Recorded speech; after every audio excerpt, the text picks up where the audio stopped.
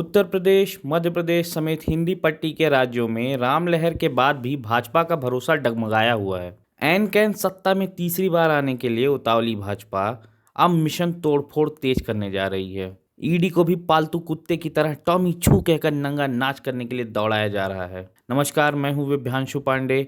आप देख रहे हैं एक नज़र एक नज़रिया। आज हम डालेंगे हालिया राजनीतिक घटनाक्रम पर एक नज़र और रखेंगे अपना भी नज़रिया। अगर आप चैनल पर नए हैं तो कृपया सब्सक्राइब करें और बने रहें हमारे साथ, देखते रहें एक नज़र एक नज़रिया।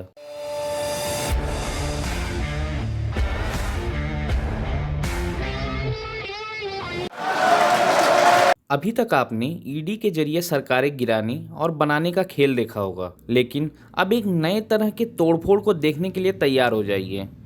इसके लिए भाजपा ने एक उच्च स्तरीय कमेटी का गठन कर दिया है। यह खबर मीडिया से गायब क्यों है, किसने खबर गायब की, क्यों नहीं हो रही इस पर चर्चा, यह बताने की शायद अब जरूरत नहीं है। सभी को यह बात पता है कि मेन स्ट्रीम मीडिया चैनल में 99% का मालिकाना हक अडानी और अंबानी के पास है। ऐसे में असल खबरें आपको स्वतंत्र पत्रकारों से ही मिलेंगी। आपको बताते हैं भाजपा की नई रणनीति और नई कमेटी के बारे में। भाजपा अध्यक्ष जेपी नड्डा की अध्यक्षता में भाजपा की गुजरात लॉबी ने अश्वनी वैष्णव जैसे अपने अति विश्वास पात्र नेताओं की जो कमेटी बनाई है, उसका दो काम होगा। पहला काम दूसरी पार्टी से लाए जाने वाले या शामिल होने वाले नेताओं के नाम की संस्तुति करना, उन्हें भाजपा के विचार से भली भांति परिचित कराना, यानी दीक्षित करना भी कह सकते हैं। इस कमेटी का दूसरा काम भी बड़ा मजेदार है।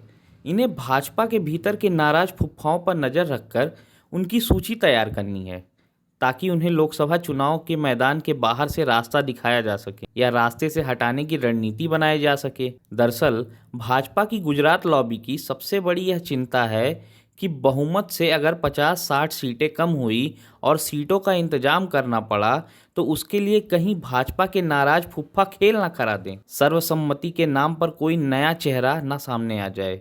नितिन गडकरी, राजनाथ सिंह, योगी आदित्यनाथ जैसे कई नाम रह रहकर चर्चा में भी आते रहे हैं। इन नामों से गुजरात लॉबी असहज होती रही है। रीढ़विहीन हो चुके राजनाथ सिंह को अगर अपवाद मान लिया जाए, तो हर बड़े नाम और चेहरे को निपटाने का गुजरात मॉडल किसी से छिपा नहीं है। गडकरी संघ के मुख्यालय नागपुर से आते हैं, उन्हें संघ की बैकिंग भी है, पार्टी का ब्राह्मण चेहरा भी है।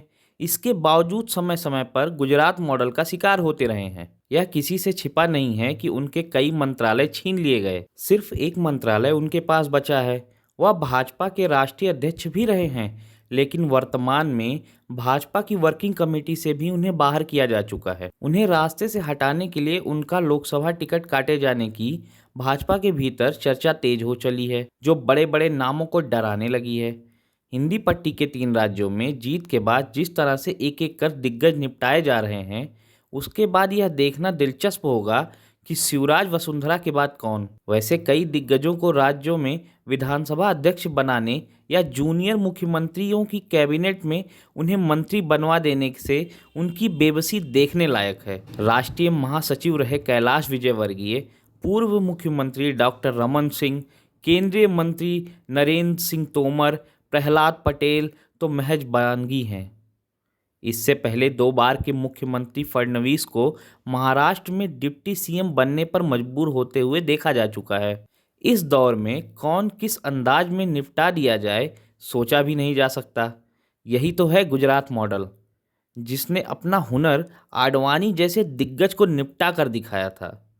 इसके बाद अटल जी के दौर में तैयार किए गए बड़े बड़े चेहरे किनारे होते गए। कई तो अब दुनिया भी छोड़ गए हैं। मोदी वन में सुषमा स्वराज जैसी नेता का सदन में बुत बन जाना सबने देखा है। तो अब किसकी बारी? नई कमेटी बनाकर नाराज फुफ्फाओं पर नज़र रखने की जरूरत क्यों पड़ी, इसे समझा जा सकता है। राजनीति के जानकार बताते हैं कि जड़ों में मट्ठा डाल सकते हैं। नई कमेटी इन्हीं मट्ठा वीरों पर नज़र रखेगी, उन्हें रास्ते से हटाने पर काम करेगी। इस कमेटी का दूसरा काम होगा दूसरी पार्टियों के चुनाव जीत सकने की ताकत रखने वाले नेताओं को भाजपा में शामिल कराना। इस बार कम से कम 100 सांसदों का टिकट काटे जाने हैं। उनकी जगह दूसरी पार्टी से आने वालों को तवज्जो मिलेगी। यह कमेटी यही देखेगी परखेगी। उधर ईडी पालतू कुत्ते की तरह किसी पर भी दौड़ाई जाएगी। फिलहाल अभी इंडिया गठबंधन में शामिल हो रहे विपक्षी दलों के नेता ईडी के निशाने पर है। अभी के लिए बस इतना ही, फिर मिलेंगे नए घटनाक्रम पर नए वीडियो के साथ। अगर आपको ये वीडियो पसंद आए तो कृपया लाइक करें, चैनल पर नए हैं तो कृपया सब्सक्राइब करें और देखते रहें एक नज़र एक नज़रिया। धन्यवाद।